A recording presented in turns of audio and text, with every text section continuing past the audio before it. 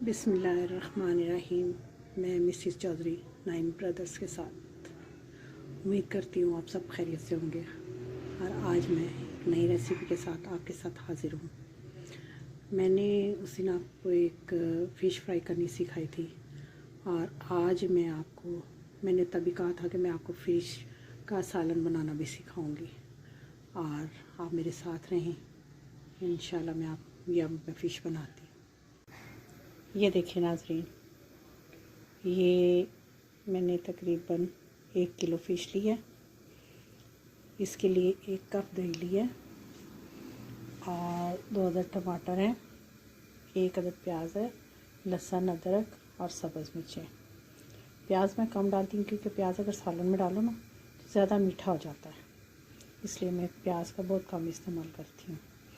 इसमें जो सूखे मसाले डलते हैं, हल्दी का पाउडर 1 टीस्पून, 1 टीस्पून जो है सुरख मिर्च का पाउडर, 1 टीस्पून धनिया पाउडर और नमक मैंने बिल्कुल थोड़ा सा डाला है क्योंकि मछली को पहले लगा के नमक और सिरका लगा के धोया जाता है ना, तो फिर नमक ज़्यादा हो जाता है, इसलिए मैं मसाले में नमक कम रखती हूँ। और ये पिसा हुआ गरम मसाला और ऑयल मुझे चाहिए तकरीबन वो खाना बनाने वाले जो चम्मच है 3 के करीब। आए नाज़रीन, अब मैं शुरू करती हूँ। ये मैंने इसके अंदर ये देखिए ऑयल डाले 3 चम्मच। ये देखिए ये प्याज मैंने ब्राउन होने के लिए रख दिया और ये जो लहसुन अदरक है ना, ये मैं हमेशा कूट के डालती हूँ क्योंकि इससे ना कूटने से ना खुशबू बहुत प्यारी आती है। अगर हम इसके अंदर मैं ना थोड़ा सा ना साबुत गरम मसाला डालूँगी और इससे ज़्यादा खुशबू आएगी अच्छी। अगर हम इस तरह कूटती हूँ ना, और टमाटर का भी मैं पेस्ट, टमाटर और सब्ज़ मिर्च है ना, उसका मैं थोड़ा सा पेस्ट बना के तो फिर मैं डालती हूँ क्योंकि अगर मोटा मसाला हो फिर मज़ा भी नहीं ना आता, इस वजह से। जी नाज़रीन, ये देखें, ये टमाटर और सब्ज़ मिर्चें इनको मैं ग्राइंड कर लूँगी।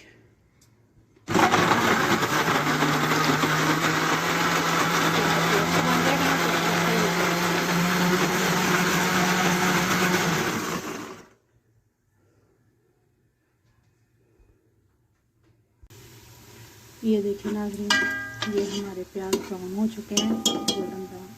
अब मैंने जो इसके अंदर ये लहसुन, अदरक और गरम मसाला कूटा था, ये मैंने इसमें डालना है और इसको अच्छी तरह मैंने ब्राउन करना है। डार्क नहीं बस करना, क्योंकि अगर हम डार्क करते हैं ना तो फिर जल जाता है, इससे बहुत अच्छी खुशबू आती है।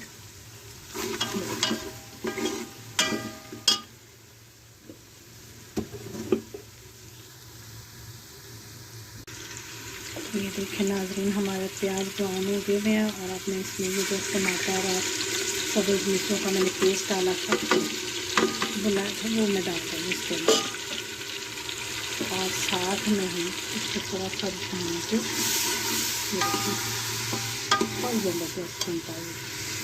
और साथ में ही ये जो मैंने खुश्क मसाले इसके मैंने आपको बताए थे, ये मैं इसके अंदर ऐड करूँगी।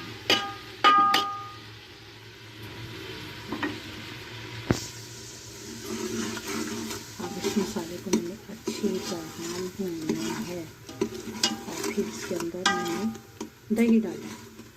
और ना ये मैं आपको बताऊं, अगर आप प्याज ना भी डालें ना तो इसकी बड़ी अच्छी ग्रेवी बन जाती है टमाटर और दही के साथ।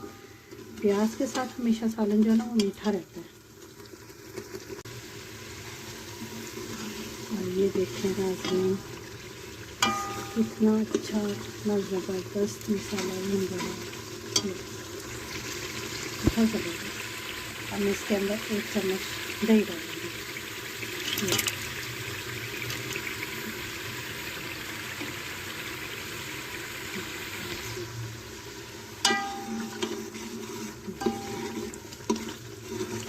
अब मसाला अच्छी तरह भूनने की निशानी यही होती है कि ये देखें ना, ऑयल ऊपर आ गया इसका, जितना भी ऑयल होगा ना ये सारा ऊपर आ जाएगा। ये अब हम अच्छी तरह भून लें और फिर इसके बाद इसके अंदर मैं मछली ऐड करूँगी।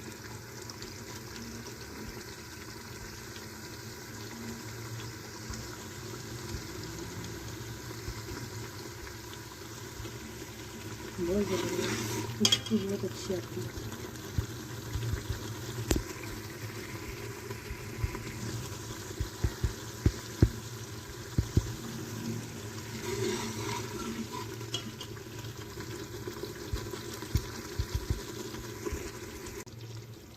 ये देखें नाज़रीन, 3 मिनट हो चुके हैं और ये देखें मैंने ये मछली मेरी, आप चाहें तो ऐसे भी रख सकते हैं।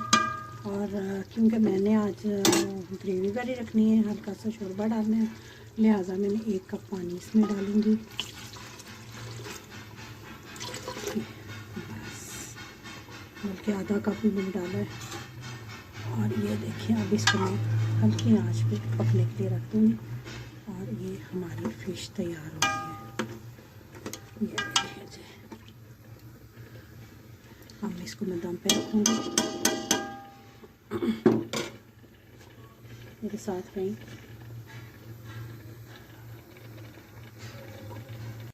जी नाज़रीन, ये देखिए हमारी फ़िश तैयार हो गई है।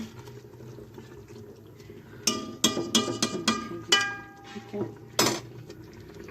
बड़ी मज़े की बनती है ये। मैं आपको भी दिखाती हूँ क्योंकि आज मेरे मेहमानों ने फिर आना है, उनकी ये फरमाइश थी कि मैं शोरबे वाली बनाऊँ। ये देखें जी, ये हमारी फ़िश तैयार हो गई है। आज फिर मैंने गजरेला भी बनाना है, उसकी भी तैयारी कर रही हूँ। और ये देखें फ़िश है हमारी, और उम्मीद करती हूँ आपको पसंद आई होगी। लाइक करना ना भूलिएगा, शेयर करना ना भूलिएगा, सब्सक्राइब भी कीजिएगा और अपनी दुआओं में ही मुझे याद रखा करें। दुआओं की बहुत सख्त ज़रूरत होती है। तब तक अब अगली रेसिपी के लिए तब तक के लिए मुझे इजाज़त दें। अल्लाह हाफ़िज़।